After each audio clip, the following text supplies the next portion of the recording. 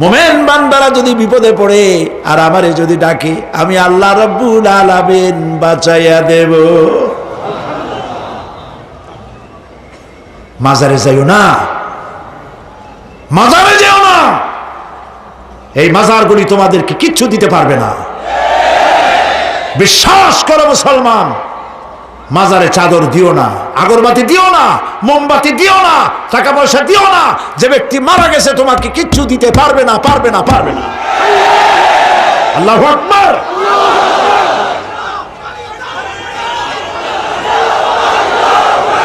প্রিয় ভাই সব, আল্লাহর ওলিদের মাজার সংরক্ষিত থাকবে, আল্লাহর ওলিদের মাজার সংরক্ষিত থাকবে।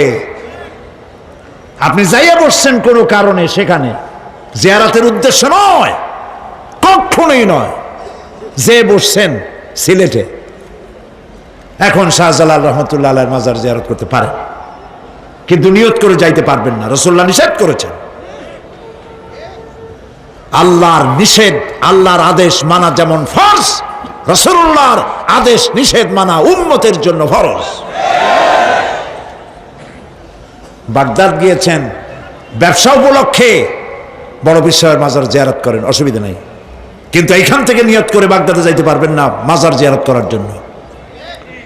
আজমির গিয়েছেন কোন কর্ম উপলক্ষে, এবার খাজা মঈনুদ্দিন চিশতি রহমতুল্লাহ আলাইহির মাজার জিয়ারত করতে পারেন, কিন্তু জিয়ারতের উদ্দেশ্য করে যেতে পারবেন না। হাদিসে সুস্পষ্টভাবে নিষেধ করা হয়েছে। কারণটা বলবো? কারণ হলো কলিজার মধ্যে একটা ভয় আর মহব্বত, বিশ্বাস, যিনি শুয়ে আছেন তিনি আমার কথা শুনবেন এবং আমার আশা পূরণ করবেন। এই বিশ্বাস শিরক, শিরক এবং শিরক।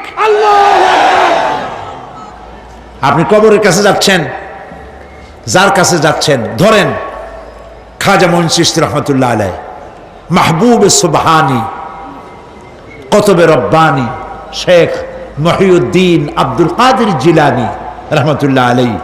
মাতৃভাষা কি? আরবি। মাতৃভাষা কি? আরবি। খাজা মঈন চিশতি রহমতুল্লাহ আলাইহি মাতৃভাষা কি? আরবি। শাহজালাল রহমতুল্লাহ আলাইহি মাতৃভাষা কি? আরবি। আপনি যাই কইলেন, খাজা বাবা আমার ছেলে হয় না অনেক দিন, স্বাস্থ্য খুব খারাপ, ব্যবসায় উন্নতি হয় না, চাকরিতে প্রমোশন হয় না, আমার এই আশাগুলো পূরণ করেন। আপনার কথা খুব বুঝলো, তাহলে 1 নম্বরে ফেল, মিস ফায়ার, আপনার একটা কথাও তিনি বোঝে নাই। 2 নম্বরে যার কাছে আর্জি পেশ করলেন তিনি কবরে আছে না কোথায় আছে এটা কি আপনি জানেন? 2 নম্বর ফায়ার ফেল। 3 নম্বরে যদি থাকেও চেতনা আছে না ঘুমে আছে তাও কিন্তু আপনি জানেন না। যদি ঘুমের সময় কয়ে থাকেন কোনো লাভ নাই, কোনো লাভ নাই। প্রিয় ভাই সব, এই জন্য চাইতে হবে এমন সত্তার কাছে যিনি সব ভাষা বোঝেন, যার কাছে কোনো ভাষা দুর্বোধ্য নয়, সব ভাষা যিনি সৃষ্টি করেছেন তার নাম বলেন,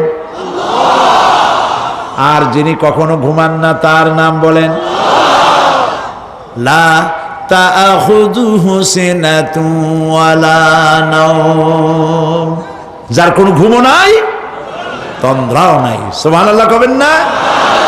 আজ থেকে নিয়ত করুন কোন মাজারে জীবনে কিছু চাইবো না, এটা কলিজার মধ্যে গাইথা নেন। কোন মাজারে কোনো মরা পীর